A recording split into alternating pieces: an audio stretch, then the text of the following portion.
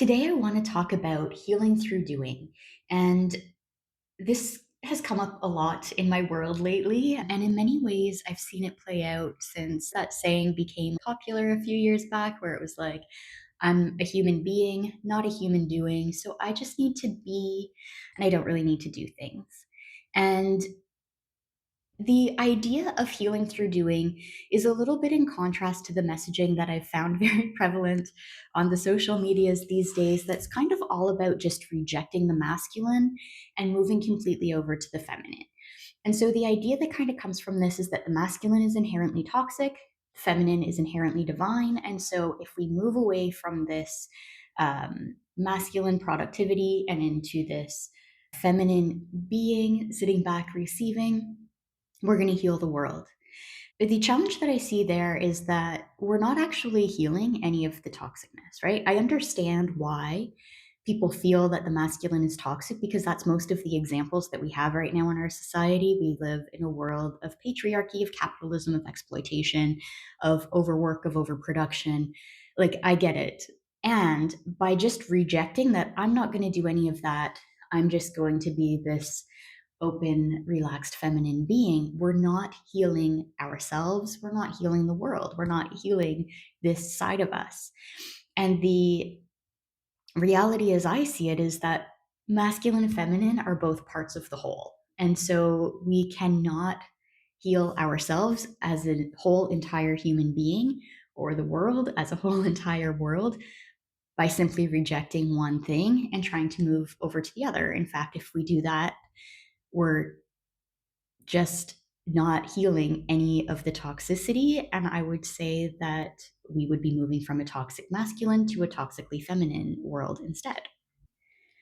So, when it comes to the idea of healing through doing, I want to start by saying that I am not against the energetic healing, right? So, the idea of like breath work, of healing ceremonies, of meditation, Reiki, energy healing. I am way on board for all of those. And I think that they can work really well in helping to heal us energetically, but not separately. I believe that those need to be integrated into our human world so that we are actually making a difference in humanity at the human level. I think that the challenge with energetic healing is that it's often sold as a separate fix. So the idea is that you are broken, you need to be fixed, and once you fix your energy, everything's going to be okay. And I don't think that that is accurate at all. And I think that when we do that, it's the healing world falling into or following the same steps that the fitness industry did, where it's just you're broken, you need help, we can fix you, but they're always going to find something else that's wrong with you because they're capitalizing, they're exploiting your lack of self-worth.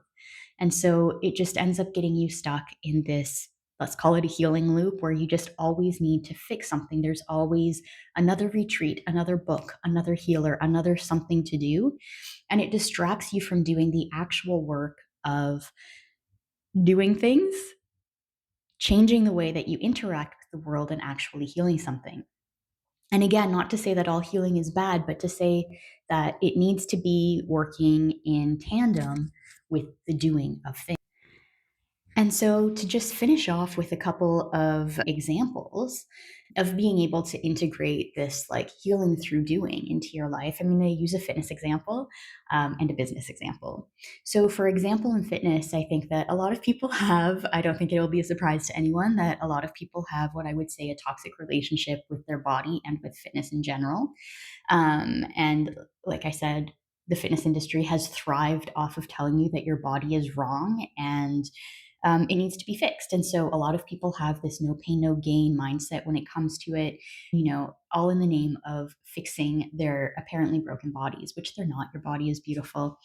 But when we want to heal that relationship, the way to do it is not to just say, I don't move anymore, right? Yes, absolutely. You might need to remove yourself from a toxic environment, take a break from moving, do some healing work, and then To complete the healing, it needs to integrate back into your life. So that means that you need to go back to movement. It doesn't mean you need to go back to the toxic environment, but to actually heal yourself, you need to go back to some kind of movement and be able to engage in movement in a way that is compassionate and loving to yourself. And yes, you might need some kind of a coach for this, you might need some kind of guidance. It's not to say that nobody can help you, it's to say that the energetics alone can't heal you. It's you will heal once you actually integrate back into it.